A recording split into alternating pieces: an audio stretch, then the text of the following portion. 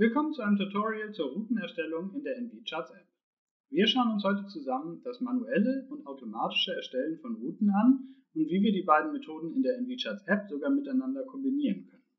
Am Ende schauen wir uns dann noch an, wie wir eine Route direkt zu einem Hafen erstellen können, um so enorm schnell Distanzen abzuschätzen und in Sekunden sogar eine grobe Turnplanung zu erstellen.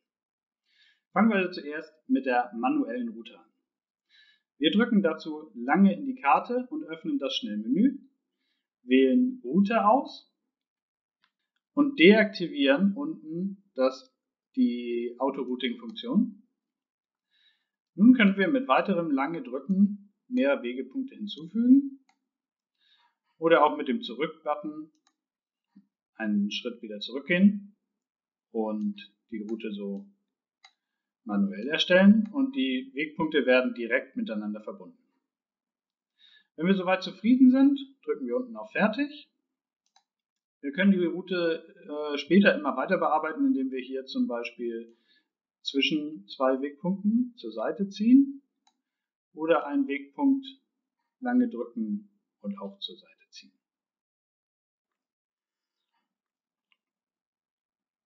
Wenn wir Wegpunkte am Anfang oder am Ende hinzufügen wollen, ist es am einfachsten, am Anfang den Wegpunkt dorthin zu setzen, wo wir anfangen wollen und dann mit der Methode dazwischen neue Wegpunkte hinzuzufügen.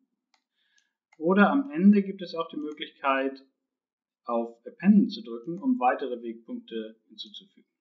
Wir drücken dazu dann wieder lange in die Karte und fügen so weitere Wegpunkte hinzu. Wenn wir dann wieder zufrieden sind, drücken wir auf Fertig.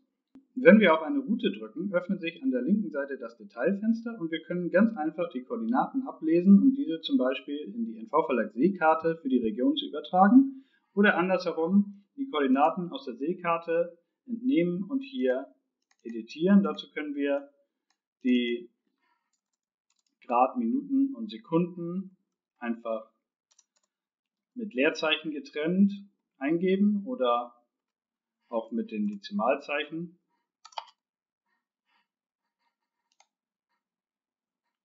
Um so die Koordinaten an eine bestimmte Position zu setzen. Und ja, so einfach haben wir auch schon eine manuelle Route erstellt. Schauen wir uns nun die automatische Routing-Funktion an. Schauen wir uns dazu zuerst die Schiffseigenschaften an. Im Hauptmenü unter Einstellungen gehen wir auf Boot und App. Wir sehen jetzt hier die unterschiedlichen Werte für den Tiefgang und die Masthöhe und jeweils einen Sicherheitsabstand. Das heißt, der Tiefgang und die Sicherheit ergeben zusammen den Wert, der beim Autorouting und auch später, wenn wir ein Routenprüfen machen, verwendet werden. Das gleiche gilt für die Masthöhe.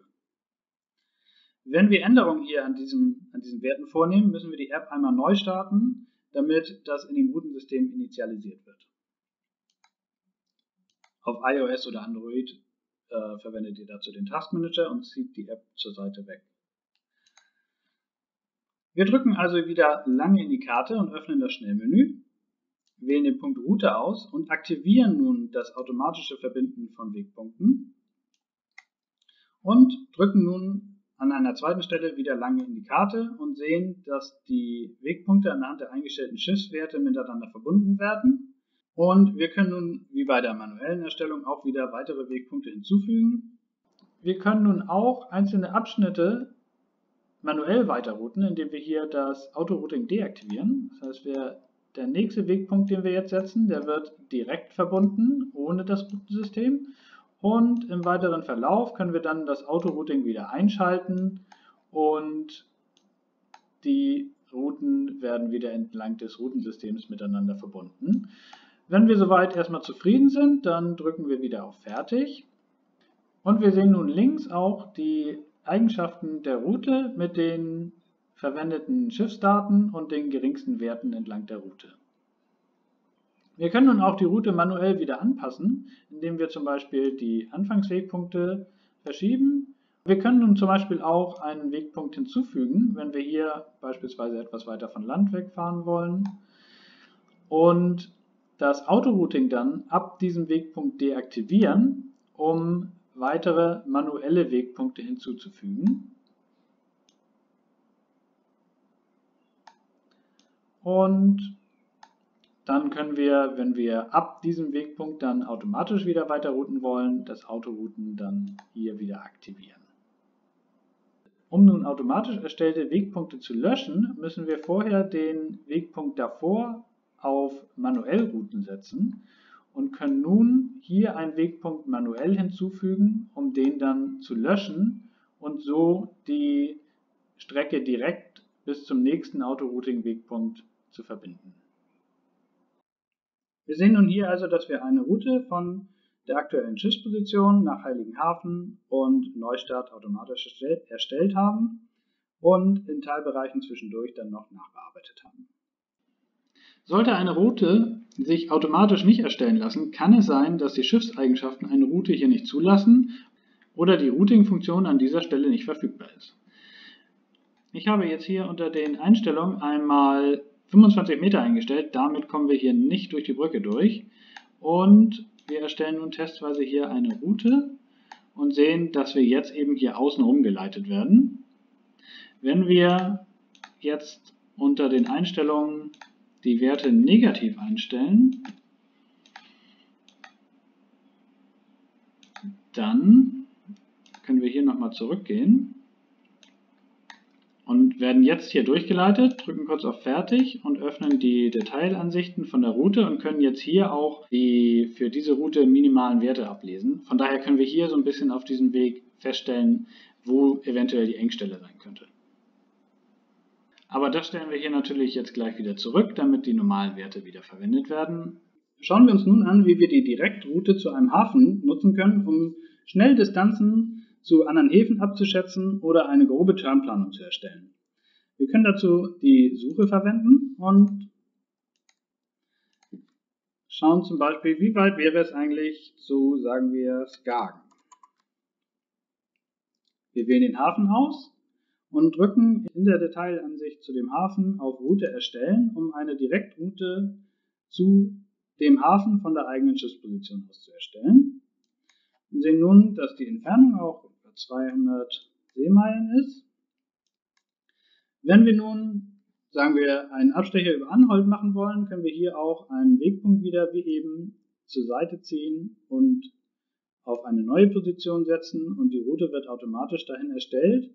Und um ab diesem Wegpunkt auch wieder weiter automatisch zu routen, aktivieren wir das Autoroute-Abwegpunkt und die Route wird wieder weiter verbunden. Und wir sehen in der Detailansicht zu der Route, dass es gar nicht so ein großer Umweg von rund 10 Meilen ist. Wir haben also so eine grobe Entfernung von der aktuellen Schiffsposition bis hin zu einem Hafen. Wir können jetzt hier auch den Startwegpunkt wieder etwas verziehen, um zum Beispiel, sagen wir wollen eher in Kiel losfahren und haben so eine schnelle Turnplanung erstellt. Es ist natürlich ganz wichtig, dass bevor wir jetzt losfahren, dass wir die Route genau in der größten Zoomstufe prüfen und auch übertragen in die NV-Verlag Seekarte für die Region und genau sicherstellen, dass da gar keine Hindernisse unterwegs sind und natürlich auch die Route irgendwo nautisch sicher zu navigieren ist. Das heißt, der Abstand vom Land groß genug ist, angepasst ist an Tiden- und Wetterverhältnisse.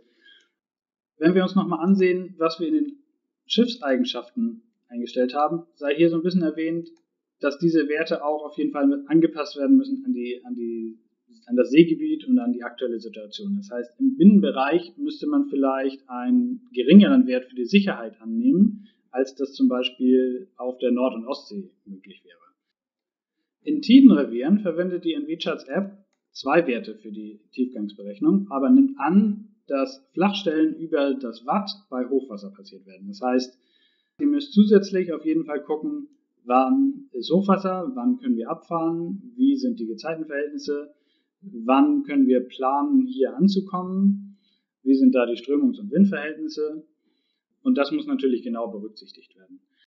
Wenn wir hier jetzt also eine Route von, sagen wir, Spiekeroog nach Langeoog erstellen wollen und die Route hier durch das Wattfahrwasser führt, können wir jetzt hier die minimale Tiefe sehen und die Tiefe bei Hochwasser. Das heißt, die minimale Tiefe wäre hier 1,30 Meter trockenfallend bei LAT, also Kartendatum, und die Tiefe bei Hochwasser wäre hier für die Region etwa 1,70.